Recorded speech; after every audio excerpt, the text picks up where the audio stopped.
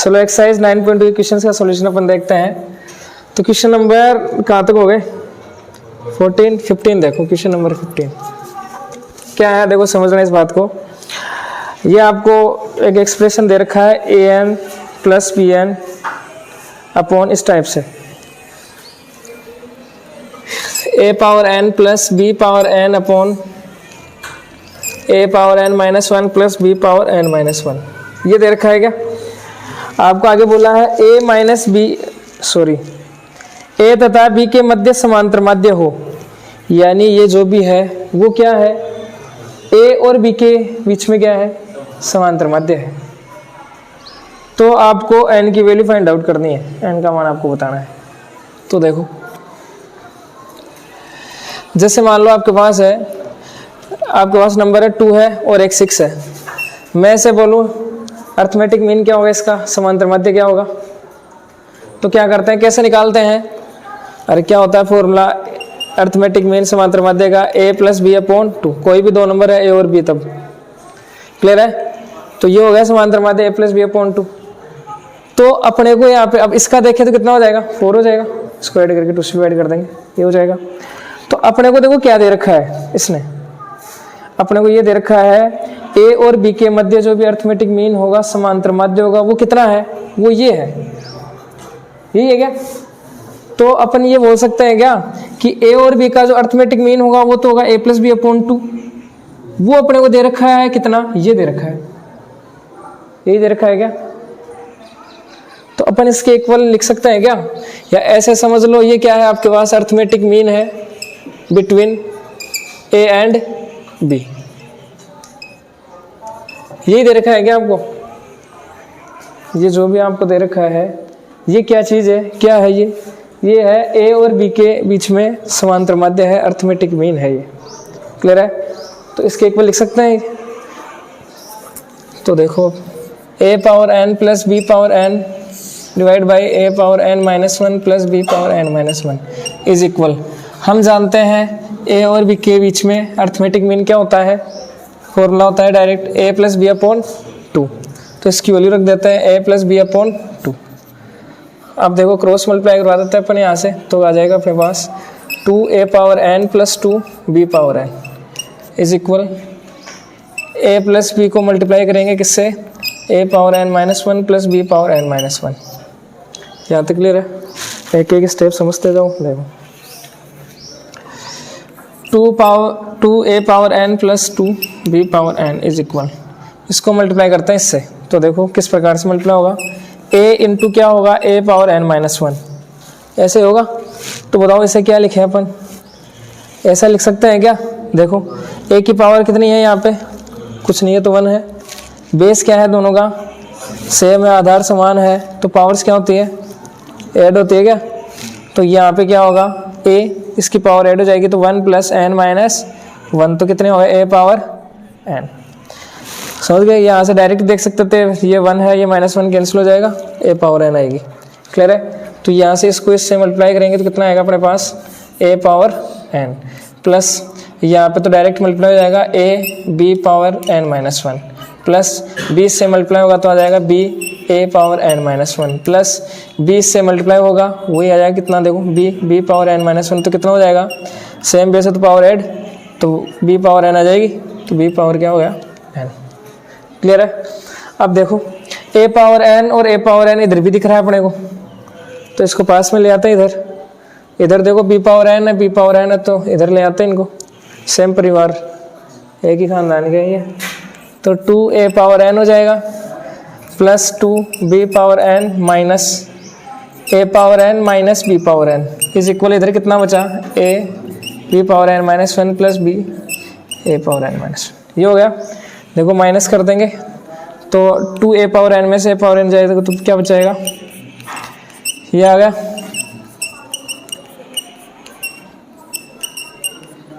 यहाँ तक क्लियर है। अब देखो इससे अपन लेके आते हैं इधर, इसको भेज देते हैं इधर, इसको तो ले आते हैं इधर, इसको भेज देते हैं इधर। देखो ऐसे करने से क्या होगा, a पावर n इधर है, a पावर n इधर है, तो कॉमन ले लेंगे इनको अपन, क्लियर है। इस वजह से इधर ट्रांसफर करते हैं इसको। देखो किस प्रकार से होगा, ए पावर एन माइनस हो जाएगा b into a power N minus 1 हो जाएगा is equal a b power N minus 1 minus कितना हो जाएगा बी पावर एन। इतना काम हो गया क्या? देखो यहाँ पे समझना,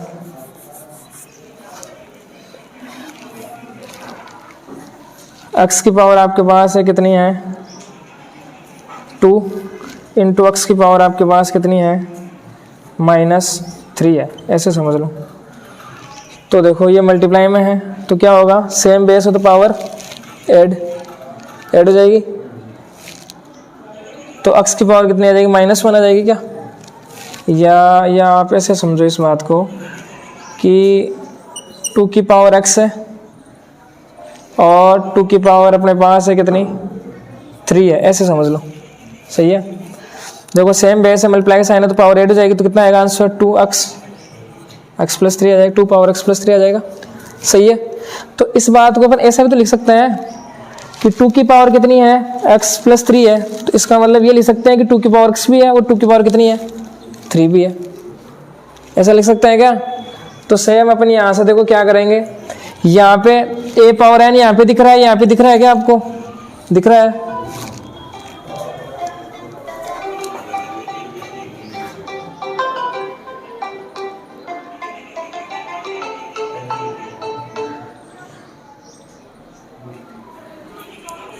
तो क्या हो जाएगा, देखो a पावर n यहाँ से बाहर निकालेंगे तो पहले देखो इसको ऐसे लिख सकते हैं, मैं बता देता हूँ आप लोगों को। a power n minus 1, a power n minus को मैं ऐसे लिख सकता हूँ क्या, a power n into a power -1। सही है, बस सेम है तो पावर ऐड हो जाएगी, तो यही आएगा, लिख सकते हैं ऐसा। तो यहाँ से a पावर n तो बाहर निकालो, a पावर n आ जाएगी बाहर, तो अंदर क्या बचेगा, यहाँ पे क्या बचेगा 1 माइनस यहाँ पे b इंटू यहाँ पे कितना आएगा a पावर -1 या फिर a इनवर्स। क्लियर है, ये बच गया इज इक्वल, इधर देखो b पावर n दिख रही है, ये दिख रही है, तो यहाँ से निकालो b पावर n बाहर निकालो, तो अंदर क्या बचा a इंटू बी पावर -1 -1। ये आप तक क्लियर है, ये बच गया क्या?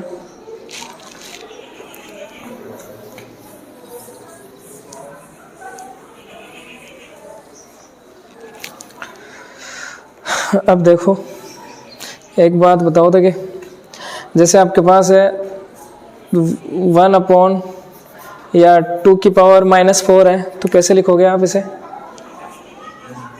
इसकी वैल्यू कितनी होगी 1 अपॉन 2 पावर 4, माइनस से पावर है तो नीचे चला जाएगा, पावर पॉजिटिव हो जाएगी। तो इससे अपन ऊपर भी तो भेज सकते हैं, नीचे से ऊपर भी भेज सकते हैं, इससे आप कह सकते हो ऊपर अगर भेजोगे तो 2 पावर -4 हो जाएगी, ऐसा लिख सकते हैं क्या? तो देखो वहाँ पे क्या है अपने पास a इनवर्स है, a पावर -1 है, तो इसे कैसे लिख सकते हैं 1 अपॉन a, लिख सकते हैं क्या ऐसा? तो आप लिख दो यहाँ से a power n bracket 1 minus b upon कितना हो जाएगा a, आप लिखोगे b इंटू 1 अपॉन a, इसका मतलब b अपॉन a। क्लियर है क्या? कहीं पे भी डाउट तो पूछ सकते हो। b power n bracket a upon b minus कितना हो जाएगा 1 हो जाएगा, नीचे नंबर आ गया, माइनस का साइन है तो क्या करेंगे एलसीएम,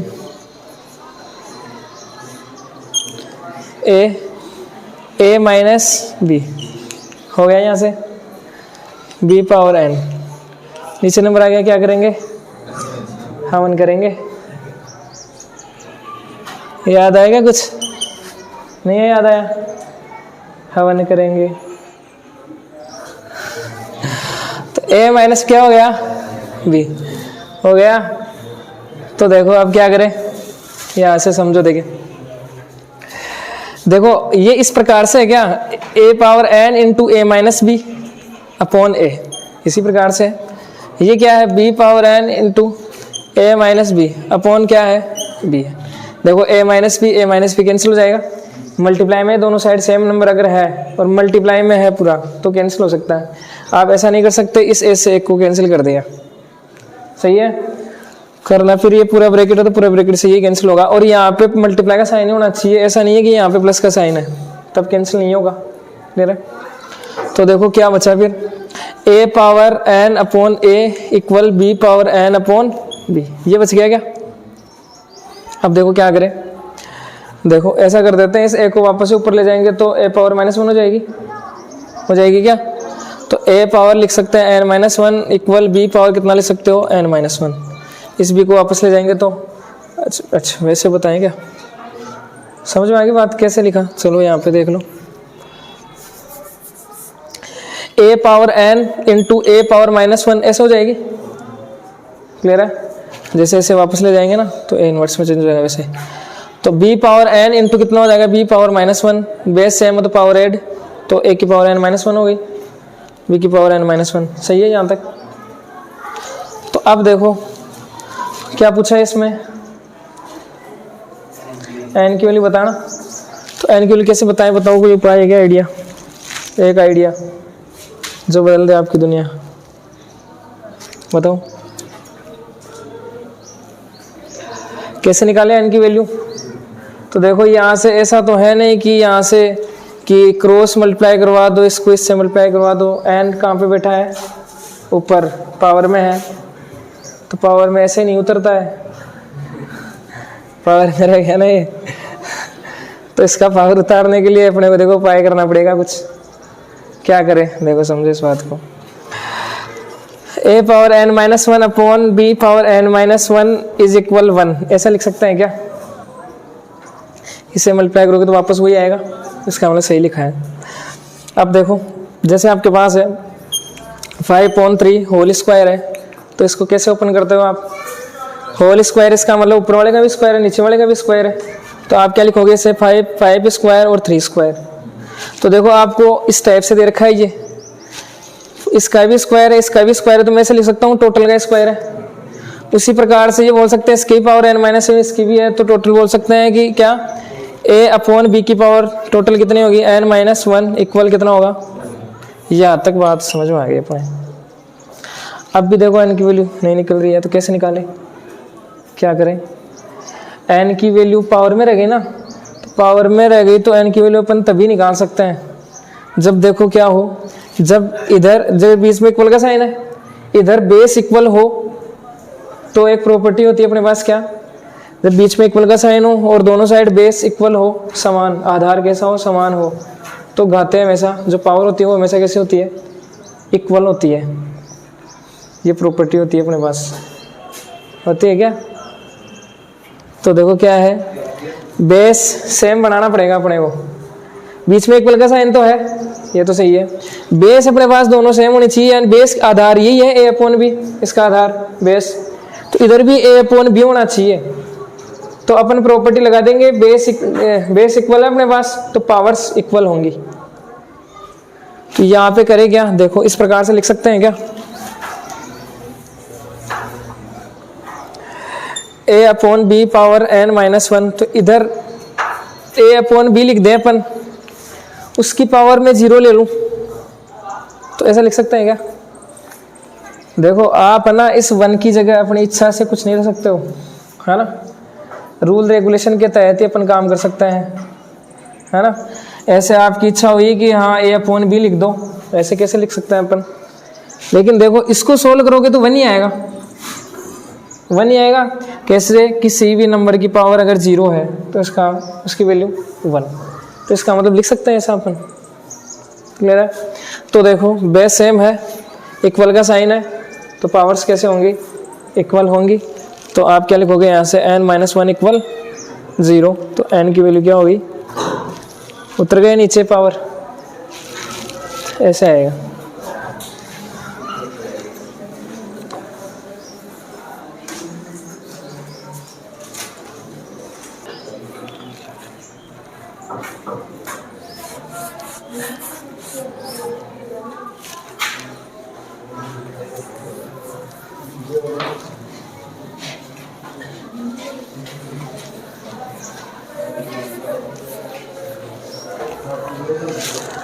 इसके बाद में देखो क्वेश्चन नंबर 16।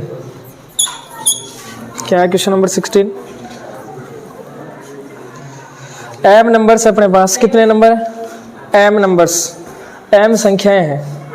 क्लियर है? वो संख्या उन संख्याओं को अपन देखो क्या कर रहे हैं, 1 और 31 के बीच में अपन रख रहे हैं, तो जो भी सीक्वेंस बनेगी वो कैसे बनेगी, एपी अर्थमेटिक प्रोग्रेशन एक समांतर श्रेणी। यही आपको दे रखा है क्या? तो लैंग्वेज अच्छे से देखो, देखा करो, समझा करो इसे।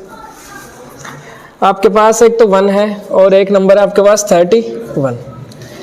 इन नंबर्स के बीच में अपन कितने नंबर रख रहे हैं, m नंबर रख रहे हैं।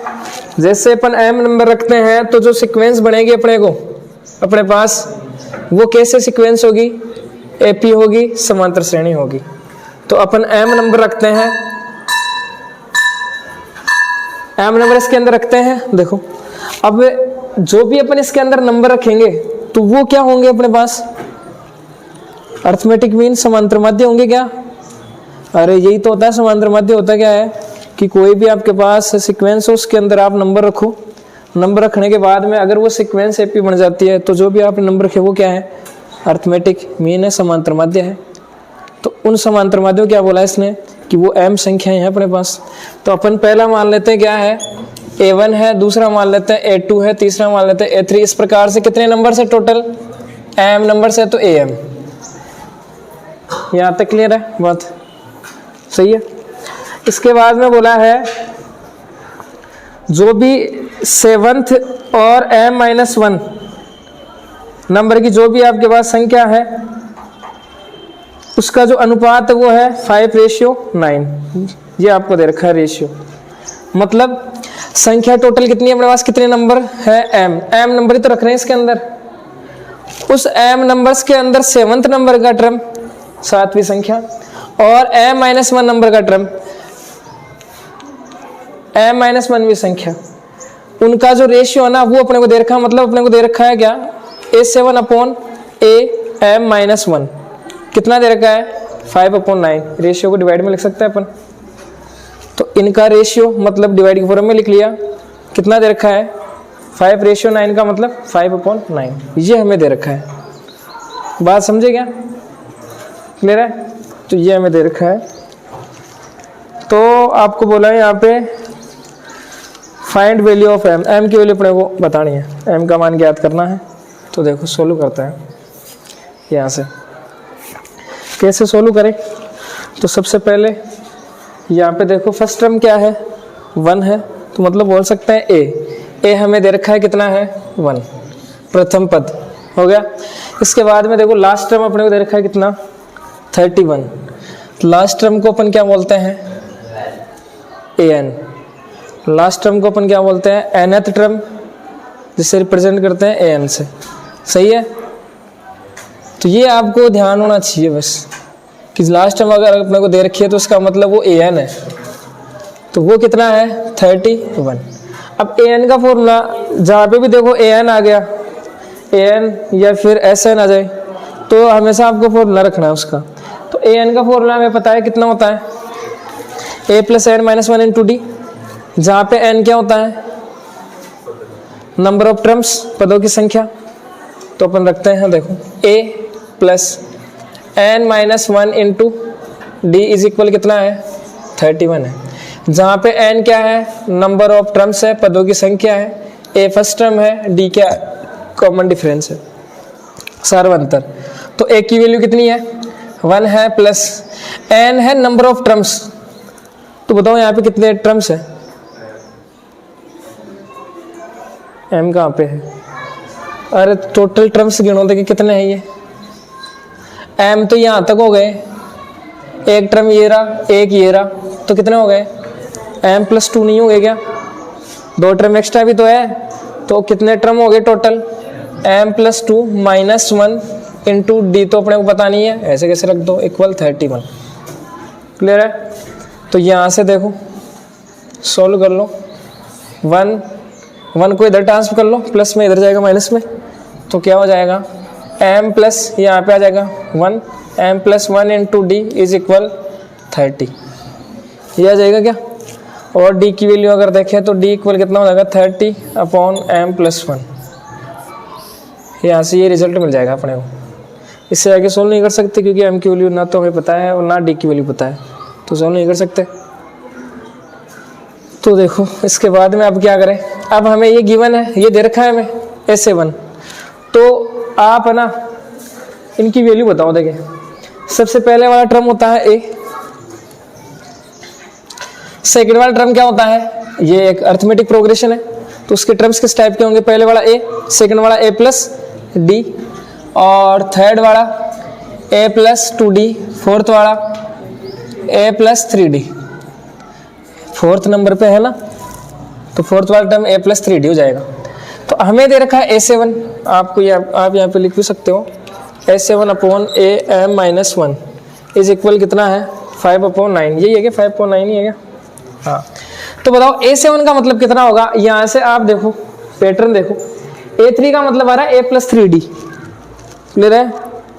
यहाँ पे A3 का मतलब थर्ड टर्म नहीं है, ये फोर्थ नंबर पे आ रहा है, ये नाम ही तो है इसका, डिनोट अपन A3 से किया है, तभी तो मैंने बताया आपको A3 का मतलब क्या है A प्लस 3D, A2 का मतलब A प्लस 2D।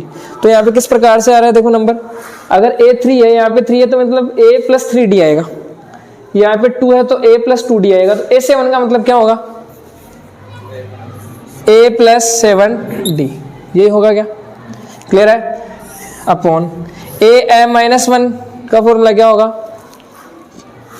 अरे क्या होगा, जैसे मान लो फॉर्मूला क्या होता है A plus n-1 into D,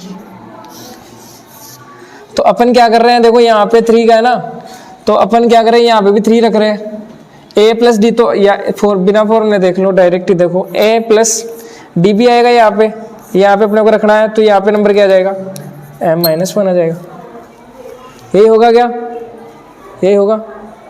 अरे M-1 वाला टर्म अपने को देखना है तो यही तो आएगा, इसके हिसाब से देखो A2 है तो मतलब A प्लस 2D, A3 है तो A प्लस 3D, मतलब A भी आएगा D भी आएगा, यहाँ पे 3 है तो यहाँ पे 3 आ रहा है ना, तो इसका अगर M-1 में अगर टर्म अपन देखें तो क्या होगा A प्लस, इसकी जगह क्या आ जाएगा यहाँ पे M-1 आ जाएगा, यहाँ पे नंबर और D आता ही है, तो ये टर्म हो जाएगा, क्लियर है बात।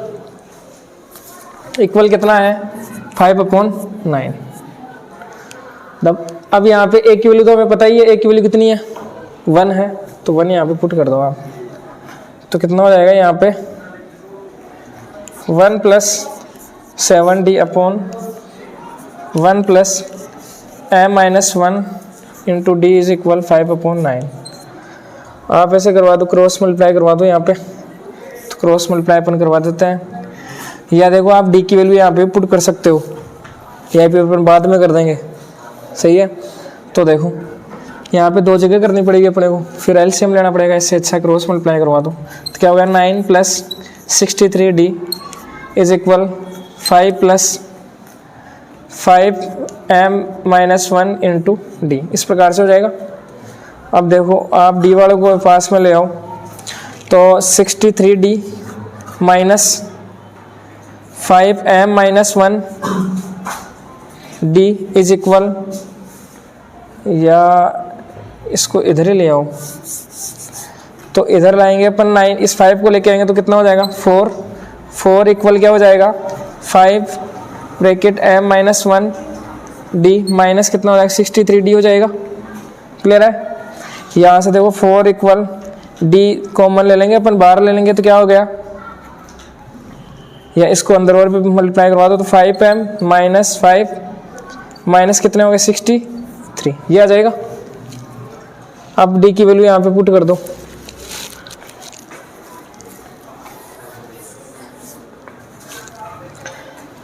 तो 4 इक्वल D की वैल्यू तो रख रहे हैं कितनी है 30/M+1 ब्रैकेट 5M-68, ये आ गया। अब कैसे करें, देखो ये डिवाइड में है, इधर जाएगा किसमें मल्टीप्लाई में, तो इस प्रकार से आ जाएगा 4M+4 आ जाएगा क्या, सही है। इस 30 को आप अंदर भेज दो तो कितना हो गया 150M-0 ऐड 3 24 2 6 3 18 2 20, ये आएगा। थोड़ा सा ध्यान रखना है कैलकुलेशन का। इसके बाद में M वाले टर्म्स को एक साइड ले आओ, तो देखो इसको इधर ले आते हैं, इसको इधर पे देते हैं, तो 4 + 2040 इक्वल 150M-4M, यही होगा। तो ये हो गया अपने पास 2044 इक्वल, ये कितने हो गए 46 m, ये हो गया। m की वैल्यू चाहिए तो डिवाइड कर दो, m इक्वल 2044 डिवाइड बाई 146, तो बताओ कितनी बार जाएगा डिवाइड, 1 2 देके कितनी बार जाएगा, 8 आएगा क्या, 47 36 46 4 56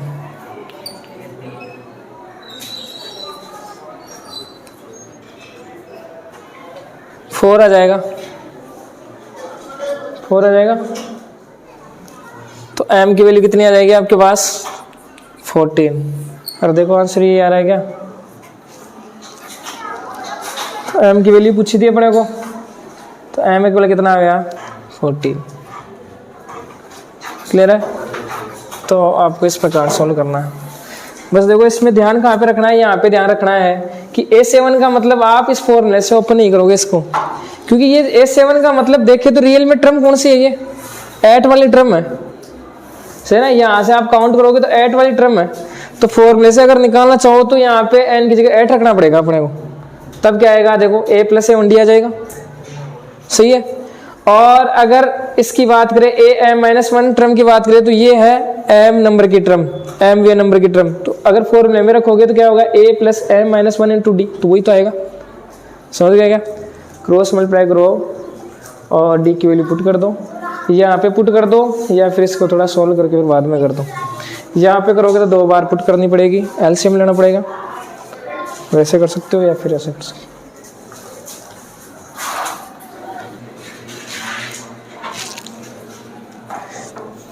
क्वेश्चन नंबर 17,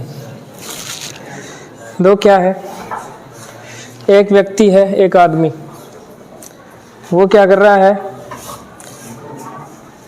उसने पैसे उठा रखे हैं, उन्हें चुका रहा है। वो किस प्रकार से दे रहा है, देखो जो फर्स्ट इंस्टॉलमेंट है, प्रथम किस्त है, वो कितनी है, 100 रुपये, किस्तों में पैसे दे रहा है वो, तो फर्स्ट इंस्टॉलमेंट है उसकी वो कितनी है, 100 रुपये। क्लियर है। इसके बाद में क्या हो रहा है,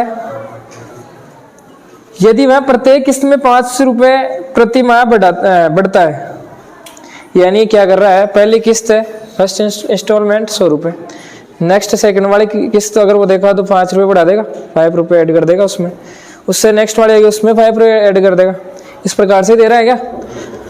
तो आपको बताना है जो 30 नंबर की इंस्टॉलमेंट होगी वो कितने रुपए की होगी, जो 30वीं किस्त होगी ना वो कितने रुपए की होगी, ये अपने को बताना है। क्लियर है। तो देखो फर्स्ट किस्त में कितने पैसे देने पड़ेंगे, 100 रुपये, सेकेंड में 105, 5 रुपये बढ़ा रहा है ना, इसके बाद में थर्ड में 110, ऐसे ऐसे बढ़ाता जाएगा वो। अब हमें ये डायरेक्ट तो पता चलेगा नहीं कि 30 जो 30 नंबर की किस्त होगी उसमें कितने पैसे देगा, तो अपने को क्या करना है, यहाँ से देखे तो 30 नंबर का टर्म ही तो फाइंड आउट करना है एक प्रकार से। ये देखो कौन सी सीक्वेंस बन रही है, एपी बन रही है क्या, समांतर श्रेणी बन रही है ना, देखो देख लो डिफरेंस सेम है। तो समांतर श्रेणी के अंदर अपने को निकालना क्या है, 30 नंबर का टर्म निकालना है। 30 नंबर का टर्म निकालने का मतलब वो क्या हो जाएगी, 30 नंबर की किस्त हो जाएगी अपने कि जो 30वें नंबर की किस्त है, इंस्टॉलमेंट है, वो उसके पैसे मिल जाएंगे, कितने रुपए अपने को देने हैं वो पता चल जाएगा अपने को, सही क्या। तो अपने को क्या निकालना है यहाँ से, A30 क्या होता है, A + n-1 × d। तो सभी की वैल्यू आपके पास है, रख दोगे। A की वैल्यू A यानी फर्स्ट टर्म प्रथम पद कितना है 100, n कितना है 30, अरे 30 नंबर से तो है इसके अंदर देंगे अपन, तो 30 नंबर n की यहाँ पे देख लो, चाहिए n यहाँ पे n ही तो आता है, n की वैल्यू 30 रख दोगे। d कितना है 5 है तो 5 रख दोगे, सोल्व कर लोगे आंसर आ जाएगा। इसके बाद में आ जाओ क्वेश्चन नंबर 18।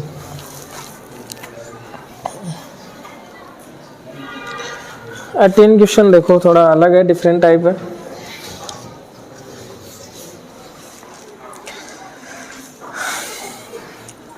एक अपने पास पॉलीगन है, पॉलीगन बहुभुज, क्या बोलते हैं? पॉलीगन को बहुभुज। पहले तो इसका मतलब समझो, उसके बाद में अपन समझते हैं आगे। देखो तो बताओ पॉलीगन बहुभुज क्या होता है? क्या बहुभुज का मतलब, पॉलीगन का मतलब है? सिंपल भाषा में अगर देखें अपन तो बहुत सारी भुजाओं से क्लोज शेप,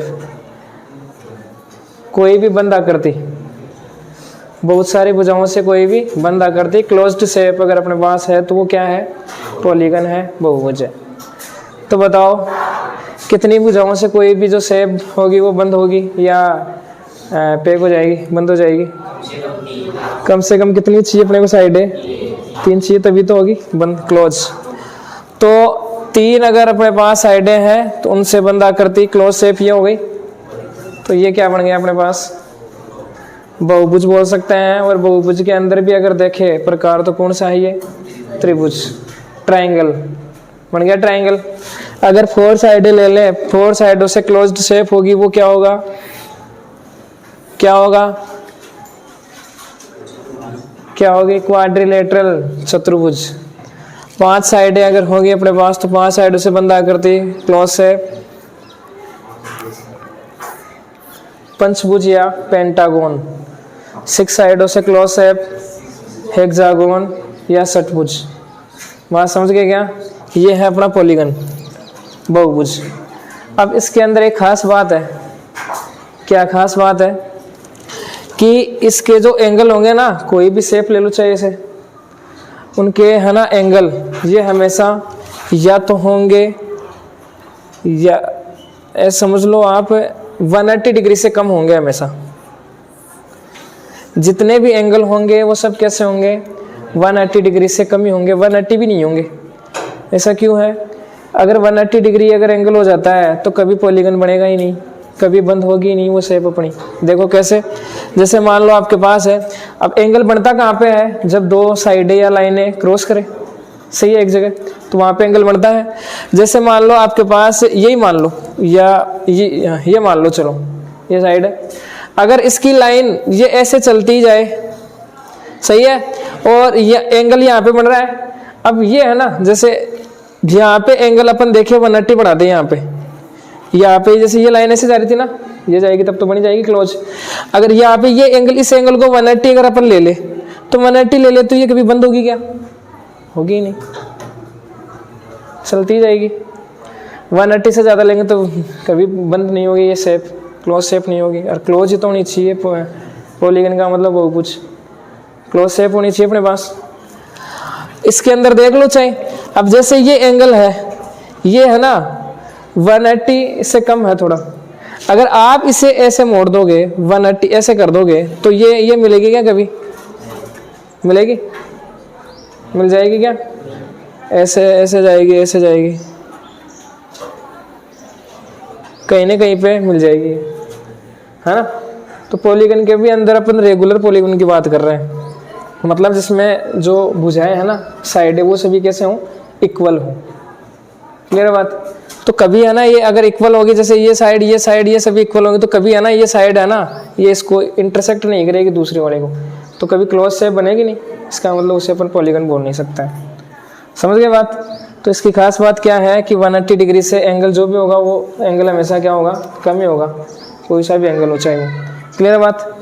और एक खास बात क्या है कि इसमें अगर अपने पास 3 एंगल है तो साइडें कितनी होगी? 3 साइडें होगी। अगर अपन क्वाड्रिलेटरल की बात करें, चतुर्भुज की बात करें, तो 4 एंगल है इसके अंदर, तो साइडें भी कितनी है? 4। तो बात समझ गए? जितने एंगल उतनी साइडें। तो देखो आगे, 2 क्रमिक अंतः कोणों का अंतर 5 डिग्री है। इसका मतलब कोई भी 2 कॉन्जिक्यूटिव एंगल्स अपने पास लगातार, कोई भी 2 एंगल हो सकते हैं। जैसे इसकी बात करें अपन पंचभुज पेंटागोन के अंदर, ये एंगल है, ये एंगल है, इन दोनों एंगल्स का डिफरेंस कितना दे रखा है अपने को? 5 डिग्री दे रखा है। क्लियर है?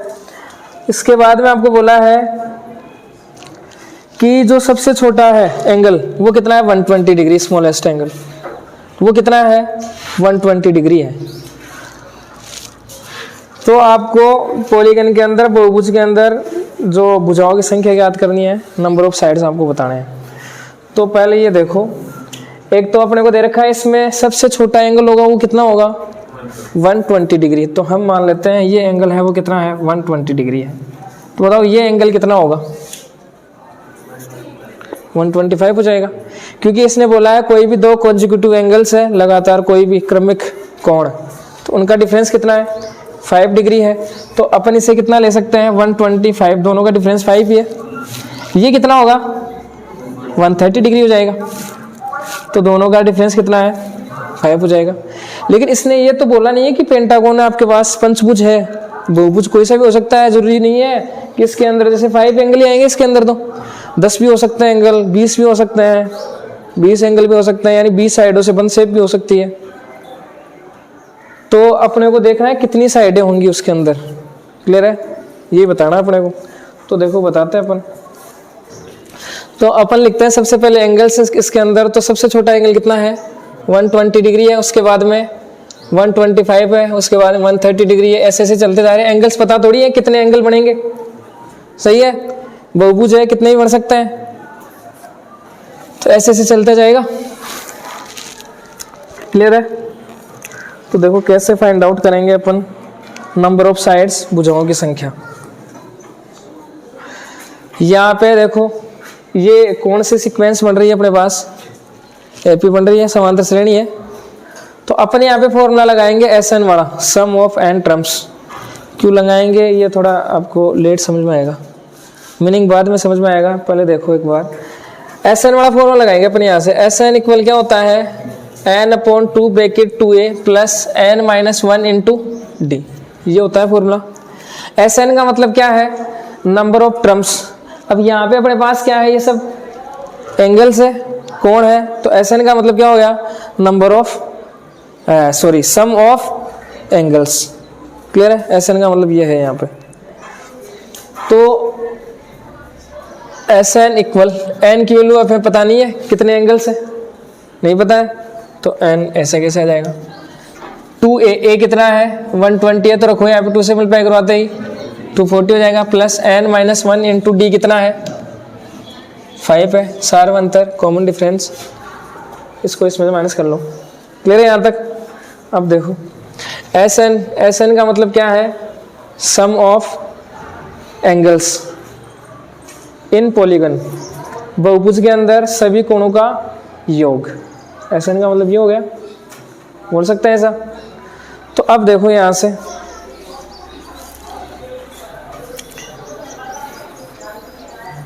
कोई भी अपने पास पॉलीगन है, सबसे पहले अपन मान लेते ट्रायंगल है, क्वाड्रिलेटरल है, इस प्रकार से है, चतुर्भुज है। तो इसके सभी अपन इंटरनल एंगल्स का अगर सम देखें, सभी आंतरिक कोणों का अगर योग देखें तो कितना होता है 180 डिग्री होता है। इसका अगर 4 साइडें हो तब 360, 5 साइडें हो तब, अब धीरे धीरे अपने को पता नहीं चलेगा इसका कितना बनी होगा, नहीं पता चलेगा।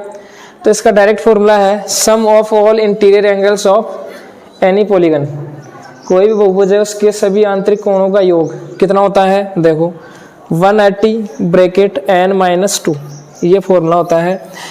आपको जैसे पेंटागोन के अंदर चाहिए कि पेंटागोन के सभी आंतरिक कोणों का योग कितना होता है, इंटीरियर एंगल्स का सम कितना होता है, तो इसके अंदर n की वैल्यू रखो। n का मतलब नंबर ऑफ साइड्स, n का मतलब क्या है यहाँ पे नंबर ऑफ साइड्स, तो रखो यहाँ पे n की वैल्यू आप 6 रखोगे तो आ जाएगा आपके पास यहाँ पे आंसर, एंगल आ जाएंगे सारे। जैसे इसको चेक कर लो आप, n की वैल्यू इसके अंदर रखो 4, आना कितना चाहिए, सभी एंगल्स का सम कितना आना चाहिए 360 आना चाहिए। देखो 360 आएगा, n की वैल्यू रखो यहाँ पे, और साइड कितनी है 4 है, तो 4 रखो, 4 - 2 2, तो 180 इंटू 2 360 आएगा। 3 वाले को वेरीफाई कर लो, यहाँ पे n की वैल्यू 3 रख लो, 180 आ जाएगा। तो इसका मतलब ये क्या होता है, सभी जो ऑल इंटीरियर एंगल्स आंतरिक कोण होते हैं उनका सम का फॉर्मूला होता है, ये डायरेक्ट अपन निकाल सकते हैं कोई भी अगर अपने पास पॉलीगन है बहुभुज है तो इसका मतलब SN की जगह ये रख सकते हैं क्या, अपन रख सकते हैं क्या, SN का मतलब क्या है सम ऑफ ऑल अब पॉलीगॉन की बात करें तो इंटीरियर एंगल्स की बात करेंगे हमेशा। सम ऑफ ऑल इंटीरियर एंगल्स, सभी आंतरिक कोणों का योग क्या है, SN है। तो उसकी जगह रख देते हैं अपन क्या, ये रख देते हैं 180 ब्रैकेट n माइनस 2, SN की वैल्यू रख दी अपन ने, कितना आ गया n/2 bracket 240 plus n minus 1 into 5। यहाँ तक क्लियर है सभी के। अब देखो क्रॉस मल्टीप्लाई करवाओ, 2 इधर डिवाइड में इधर चला जाएगा तो क्या हो जाएगा 360 bracket n minus 2 is equal, यहाँ पे बच गया n को अंदर ट्रांसफर कर दो या फिर एक बार बाहर रहने दो, 240 प्लस 5n माइनस कितना हो गया 5, n को अंदर भेज दो 360, या इससे पहले मल्टीप्लाई करा लो 360 n माइनस 720 इज इक्वल, यहाँ से माइनस करोगे आप तो 235 आ जाएगा। सही लिखा है क्या, ये देख लेना कहीं पे मिस्टेक नहीं होनी चाहिए। तो 235 n माइनस इसके बाद में 5n स्क्वायर हो गया, एक साइड में ले आओ 5 इधर ले आओ इनको, 5n स्क्वायर, और ये क्या है इधर 360n है ही, इधर आएगा माइनस में 235n माइनस 720 इक्वल 0। सही है क्या ये, 5n स्क्वायर n है क्या यहाँ पे 360n प्लस माइनस कर दो, देखिए इसमें से 5 3 2 1 माइनस 720 इक्वल 0। यहाँ पे देखो 5 यहाँ पे है, यहाँ पे है, यहाँ पे है, दिख रहा है क्या, नहीं दिख रहा है, दिखेगा देखो गौर से देखो थोड़ा सा, नहीं दिख रहा है तो ऐसे देख लो, 5 को कॉमन ले लेते हैं यहाँ से अपन, तो डिवाइड दे देंगे 5 का सभी में, तो आ जाएगा अपने पास n square plus 25n minus कितना आएगा यहाँ से 5 का देंगे तो 1 2 4 2 4 इक्वल कितना हो गया 0। ये मल्टीप्लाई में इधर जाएगा किसमें, डिवाइड में, तो कितना हो जाएगा 0।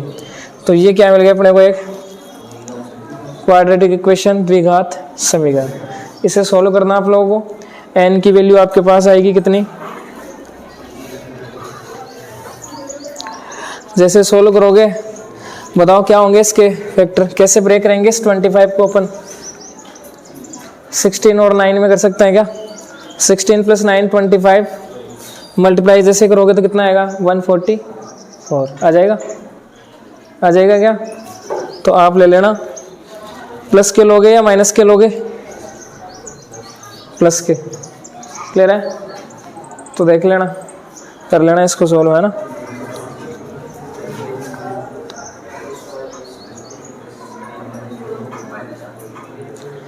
प्लस के लेंगे अपन, यहाँ पे माइनस के लेंगे,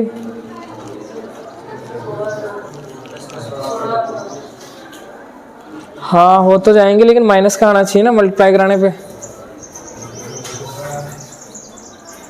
देखो कहीं पे मिस्टेक तो नहीं है,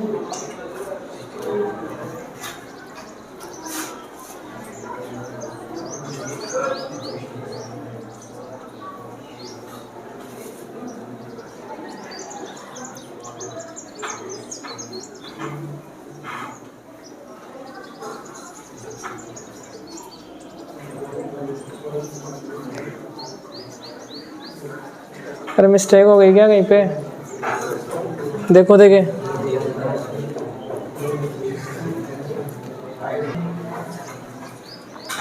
यहाँ पे देखो, ये यहाँ पे n मल्टीप्लाई होगा तो ये प्लस का 5n स्क्वायर आ जाएगा, ये माइनस करेंगे 235n आ जाएगा, ये प्लस का आएगा यहाँ पे। तो इन सब को अपने को लाना पड़ेगा इधर, क्लियर है क्या।